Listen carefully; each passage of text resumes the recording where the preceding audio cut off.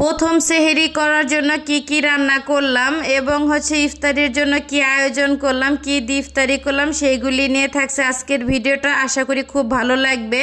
আসসালামু আলাইকুম, সবাই কেমন আছেন? আশা করি ভালো আছেন। আমি আল্লাহর রহমতে অনেকটা ভালো আছি। তো গেল কালকে অনেকটা আর কি শরীরটা খারাপ থাকার কারণে ভিডিওটা আমি লং ভিডিওটা দিতে পারি নাই। তো ভাবলাম আজকে আর কি ভিডিওটা দিয়ে দিই আমি। তো এই তো এখানে কিন্তু হাতে মেখে আর কি গরুর মাংসটা রান্না বসিয়ে দেব আমি, যেহেতু ফার্স্ট আর কি সেহরি করব। একটুখানি ভালো মন্দ না হলে তো একদমই আর কি চলে না। আর গরুর মাংসটা তো বাসার সবাই অনেক অনেক পছন্দ করে। আর আমার হাজব্যান্ডের পছন্দ অনুযায়ী মাংসটা আজকে রান্না করছে। আর এই মাংসটা খেতে কিন্তু অনেকটা মজা। যাই হোক, একবারে কিন্তু হাতে মেখে তো তারপর একবারে পানি দিয়ে আর কি বসিয়ে দিলাম আমি এইখানে। তো দ্বিতীয়বার আর পানি দিব না, এই পানি দিয়ে সুন্দরভাবে অনেক অল্প আছে মাংসটা সেদ্ধ হওয়া পর্যন্ত আর কি আমি রান্না করে নেব। যাই হোক, তো মাংসটা কিন্তু হাতে মাখা হয়ে গেছে, পানিটাও কিন্তু দেওয়া হয়ে গেছে। এখন ঢাকনা দিয়ে ঢেকে ওই চুলা আমি বসিয়ে দিছি। আর সাথে কিন্তু একটুখানি ডাউল আর কি রান্না করব। মাংসের সাথে একটুখানি ডাউল হলে কিন্তু খেতে অনেকটাই মজা লাগে। যাই হোক, আর ডাউলটা কিন্তু সেদ্ধ করা হয়ে গেছে। তো ডাউলটা কিন্তু এখন সুন্দরভাবে ঘুটে নেব। তার আগে একটুখানি লবণ প্রয়োজন ছিল, তো লবণটা কিন্তু দিয়ে এখন সুন্দরভাবে ডাল ঘুটনি দিয়ে তো আর কি ঘুটে নিতেছিলাম আমি। আর সেই সাথে 3-4টার মতন আর কি টমেটো দিয়ে দিলাম। আর টমেটো দিয়ে ডাউলটা খেতে কিন্তু অনেক মজা। আর এই তো টমেটোটা কিন্তু দেওয়া হয়ে গেলে তো মিনিট 5 মিনিটের মতন আর কি আমি রান্না করে নিছি। তো রান্না হয়ে গেলে কিন্তু এখানে আর কি ফোড়নটা আমি দিয়ে দিব। তো ফোড়নের ভিতরে কিন্তু এখানে পেঁয়াজ আর রসুনটা আর কি ফোড়ন দিয়ে নিতেছিলাম আমি।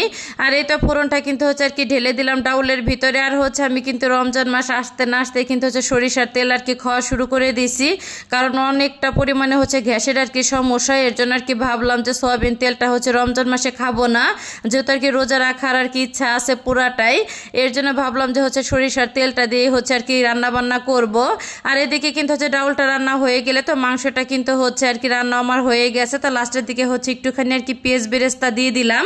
আর এত সুন্দরভাবে নেড়ে চেড়ে নেবার। এই মাংসটা রান্না খেতে কিন্তু অনেক মজা। আর এই মাংসটা রান্না করতে গেলে দেখা যাইতেছে অনেক সময় নিয়ে রান্না করতে হয়, একদমই আর কি কালো কালো করে রান্না করতে হয়। যাই হোক, আর এই মাংসটা কিন্তু যেদিন রান্না করি তারপরের দিন খাইতে কিন্তু আরো বেশি মজা লাগে।